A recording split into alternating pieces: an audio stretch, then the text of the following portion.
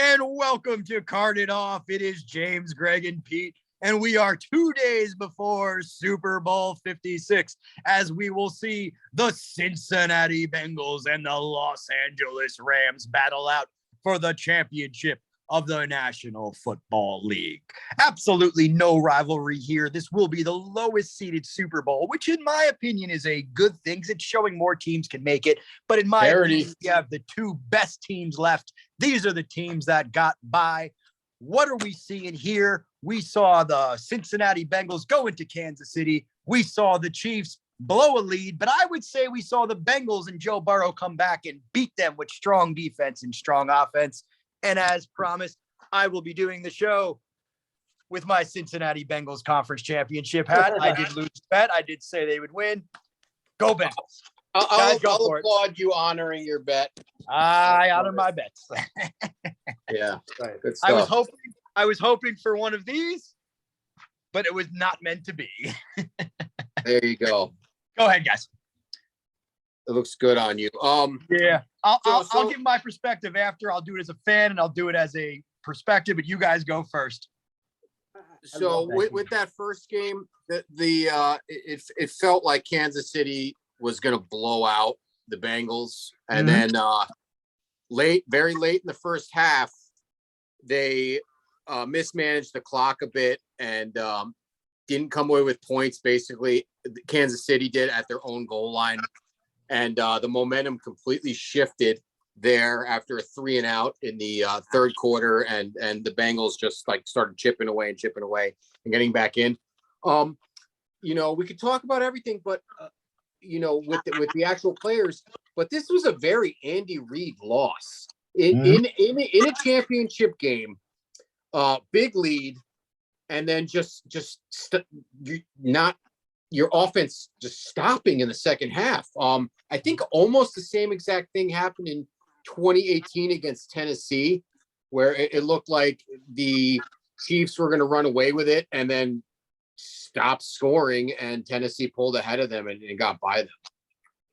Well, this isn't even the biggest lead in a playoff game they have blown in a decade. This was 18 points. They had Alex Smith against Andrew Luck and the Colts. I think it was a 28-point lead they blew. But Pete, you might know better than me. What did you see on the football field at Arrowhead Stadium? A tale of two halves last Sunday. That's exactly James is 100% right. He's 100% right. This is on Andy Reid. I mean, we've seen Andy Reid completely blow it in big games and playoffs in the past.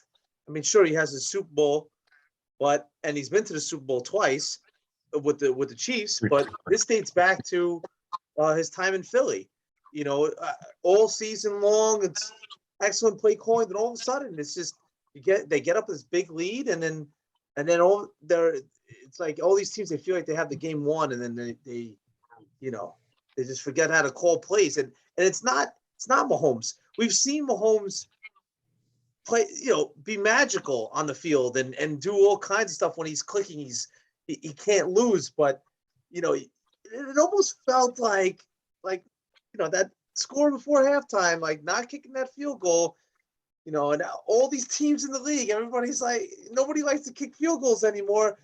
Our offense is unstoppable, and it's like an ego thing with a lot of these teams. A lot of teams always go for it. Baltimore, is one of them, always going for it, and it just came back and bit Kansas City. I mean, if you needed to give the Bengals a lift in any kind of way, is for them to come out, is Chiefs coming out with no points before half.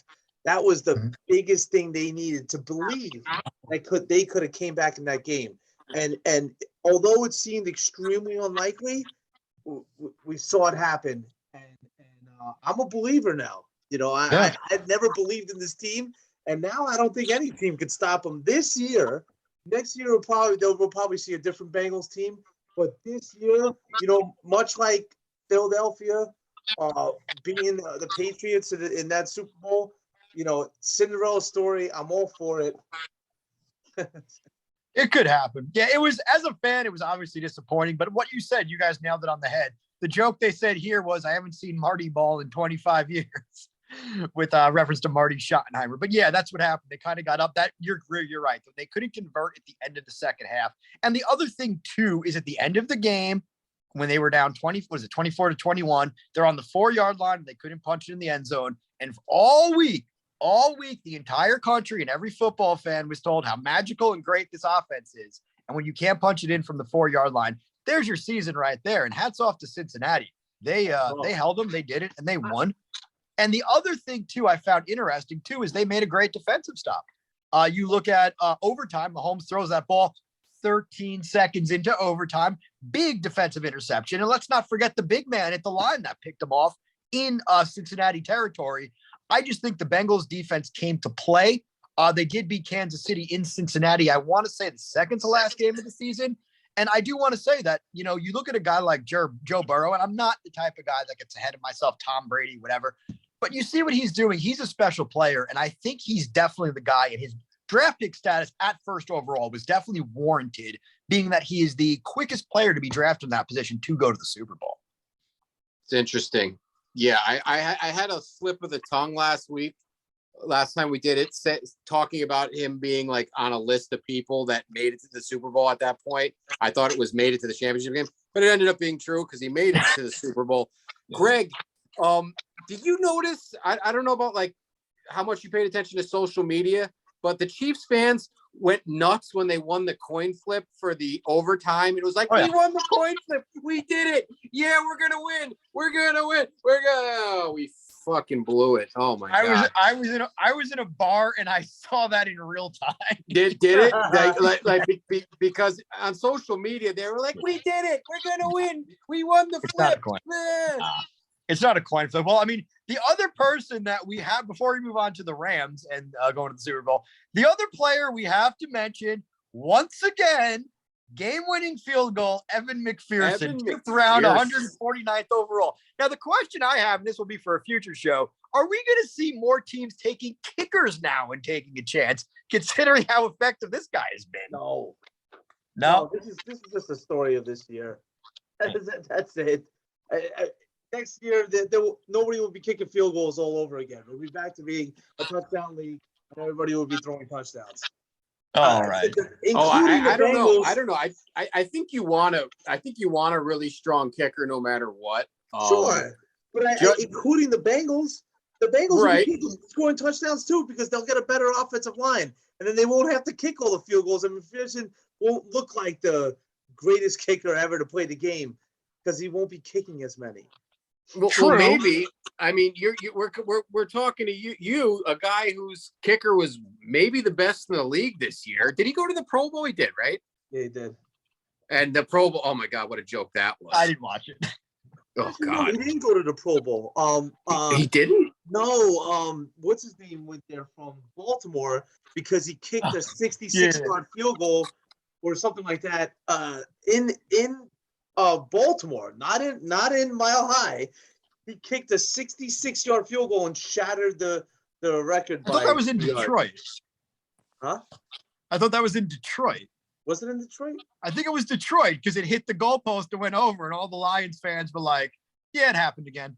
But that gives us a pretty decent transition if you want to move on to the other game with the Los Angeles Rams and former Lions quarterback Matthew Stafford leading his team to victory in the championship game. The Los Angeles Rams back in the Super Bowl. This will be their, I want to say second appearance in 4 years, losing to the New England Patriots last time, 13-3. But now they have a different quarterback, kind of a different team, some free agents brought in there. Los Angeles Rams going to the Super Bowl. What did we see in the NFC Championship game, and why are they there? Jimmy G sucks. Well, besides that though,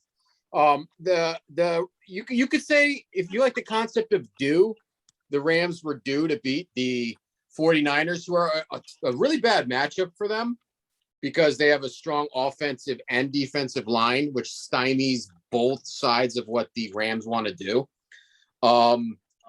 Stafford's never won a playoff game before this year. And finally, he has a team around him, so he's winning these games. The lucky number 7, you lose to a team 6 times in a row and then you beat them. Jimmy G kind of turned back into a pumpkin by the end of this game. He made a couple good passes early. That touchdown pass, nice pass.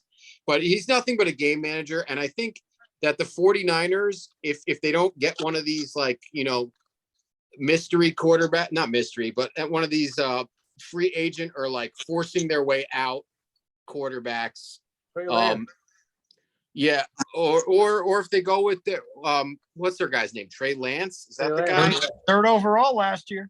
Right. If they don't think I don't understand why he didn't get that much play because we know what Jimmy Garoppolo is.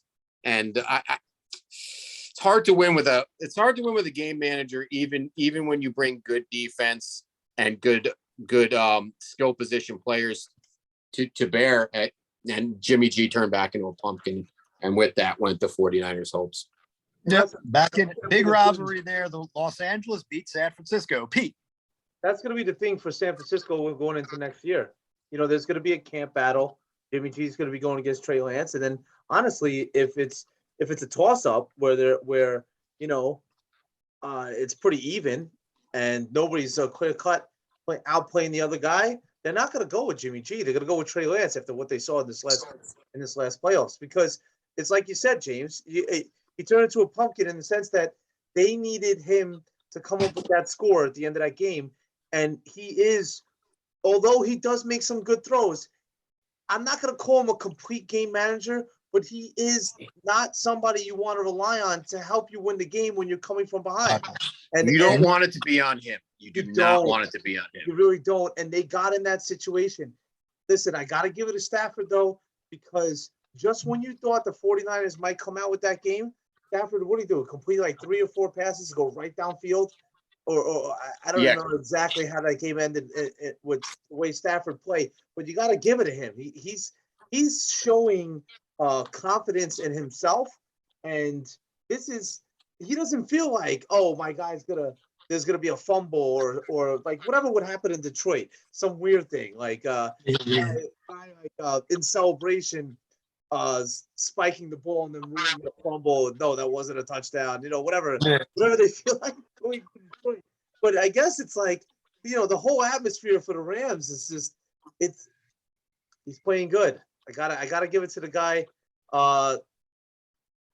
You don't nobody's ever beat a team 3 times in one season. So, is that true? That is a stat. No, I don't think that's true, because I can give you an example. What's that? The 1999 Tennessee Titans. The only losses Jacksonville had that year were to Tennessee, 2 in the regular season and then 1 in the championship game. So I could be wrong about that. I could be wrong. I will look that up and I will do a short to correct it or affirm it on our channel. Anyway, you guys want to move on? You guys want to move on to the big game? Let's go. All right, here we go. We have the Cincinnati Bengals and the Los Angeles Rams. This will be combined. Wait, you want to separate them? Yes. Yeah, let's do that. Guys, we'll be right back. Keep it separated.